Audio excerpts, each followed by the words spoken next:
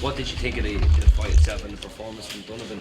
He said it's a star-making #1 Yeah, boxing kind of. Yeah, I I thought Paddy Donovan was incredible, to be honest with you. I mean, you know, I think that Lewis did all the right things to get himself in the positions that he needed to get in early in the fight, which was up close and within range. But I just felt that he wasn't letting his hands go when he got the opportunity to do it. And so, like, I always felt that the first 6 rounds were going to be really important. And Lewis had to try and find a way to get in range. And he did it. But when he got there, he was a bit sloppy, throwing big shots over the top rather than trying to work the body. And, you know, I thought it was quite competitive very early. And then Paddy just started dominating the fight. I mean, look, the 2-point deductions were, you know, were the only thing, well, I don't know, I think the only thing that was making it competitive. You know, I mean, I think a lot of what Andy said, you know, makes sense. I do think Paddy, Sonny Edwards made a good point, which was like, Lewis was just there. He wasn't moving his head.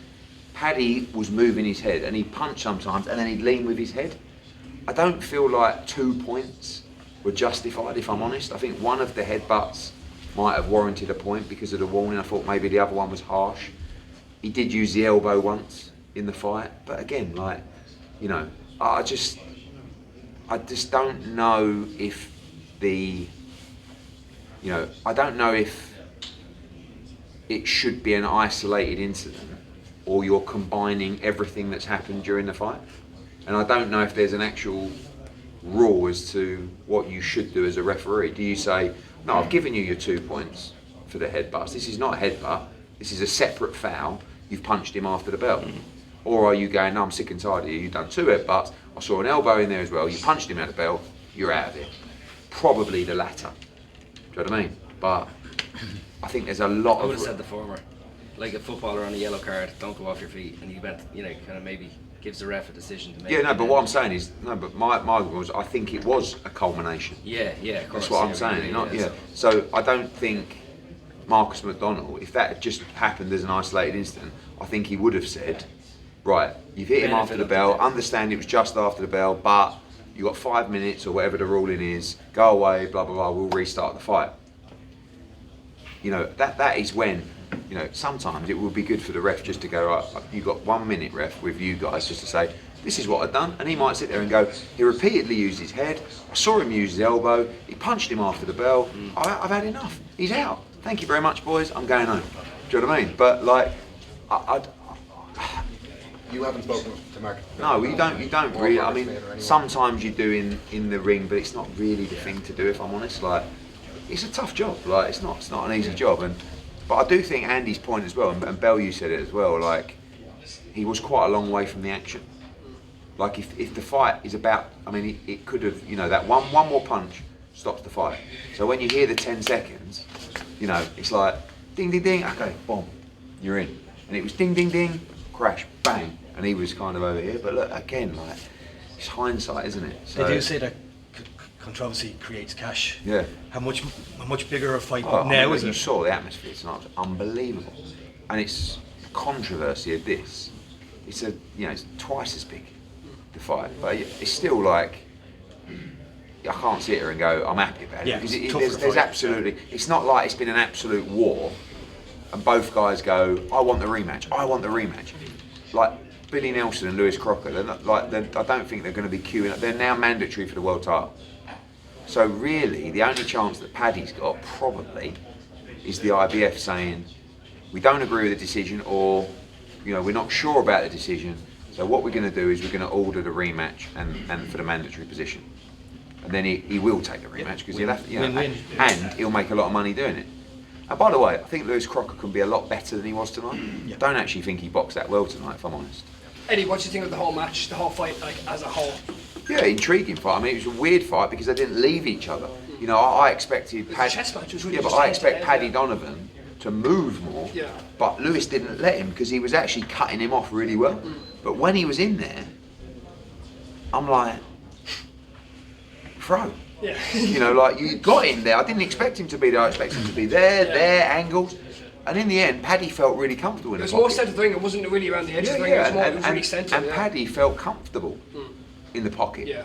And boxed beautifully, touch, little small angles, you know, sharp shots to the body. I think he hurt Lewis to the body a couple of times. Yeah. And obviously, look, also don't forget that the cuts were caused by headbutts, in my opinion. Yeah. Right? So and they were bad, and his eyes were battered, and you know When I closed, obviously. but when the knockdown come, you sort of see him get up and look at Billy Nelson as if to say, "Fuck's sake!" Like, you know, my eyes are in pieces here, and I thought the end was nil. I mean, it was nil. It was that round. You know, final one. What do you want next? I would listen. It's very difficult because I represent Lewis Crocker. I represent Paddy Donovan. You can't really win. All I can do is be honest. Okay. And I feel like the controversy of that fight deserves a rematch.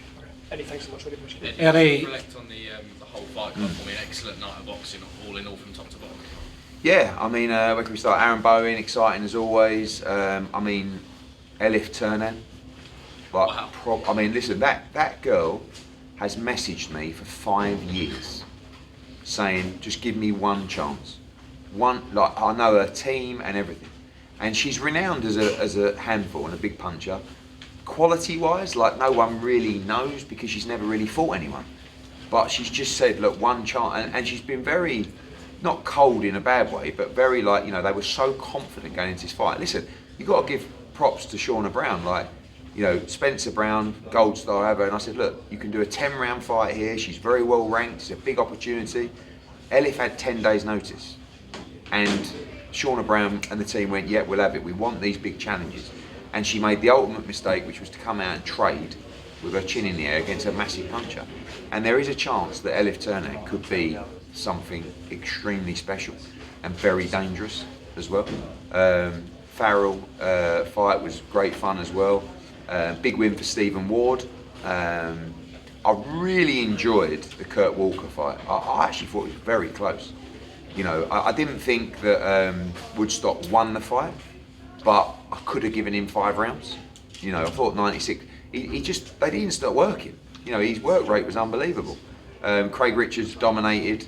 You know, I think Paddy's done now. I think that's his lot. As is Tommy McCarthy, I think, as well. And then, of course, the main event, which is going to get everybody talking for the next couple of weeks. Eddie, obviously you're saying there about the fight being bigger. Obviously, Carl Frampton spoke to the Irish Football Association yesterday, and they want to hold another fight card at Windsor Park. Would that be a suitable venue, or would you like to have something closer for Paddy next time around? Yeah, I mean, I think it's, you know, I never say we've outgrown the Odyssey squad, you know, or the SSE, but we were sold out with, you know, we could have done another 1,000 or so tickets tonight, I think, over the last few days.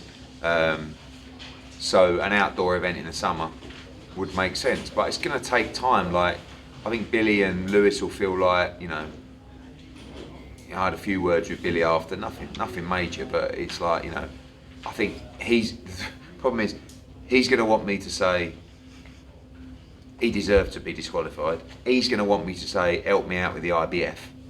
Do you know what I mean? And I'll just have to sit back and say, all I can do is be honest. I don't know if it was right or wrong. I think there's an argument both ways. But it was after the bell. There's no doubt about that. And that's what I was arguing about Billy, because Andy come over to me and he said, well, I said, I have to watch it back. I think it was after the bell, but I need to see it. And then Billy come over and said, oh, what do you mean you need to see it? It was after the bell. I said, I think it was, but just let me see it. And I saw it and I was like, yes, it was after the bell. There's no doubt it was after the bell. And that's the problem Paddy has. You can't say it was on the bell, because it weren't on the bell. You know? We've seen the way governing bodies work. Obviously, Sean McComb last year been robbed in America and getting deranked from the WBO.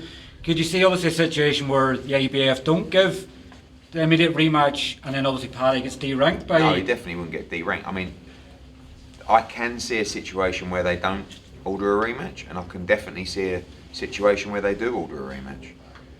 It's everybody, like, again, going back, I know it was quite a while ago now, but going back to Froch Groves, yeah, I didn't think they would order a rematch for George Groves, because I do think the stoppage was early, but I think he was on his way to getting stopped, and I just didn't think they'd do it, and they did it. this is a lot. I actually think this is a lot more controversial than Frochgrove's in the sense that there's so many different opinions. Do you know what I mean?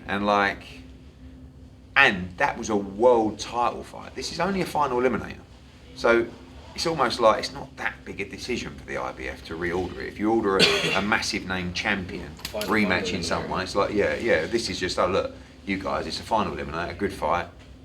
You're stuck in an awkward situation though, because if they say that a foul is a foul, the referee was right, you're stuck between a rock and a hard place because Paddy's going to give off.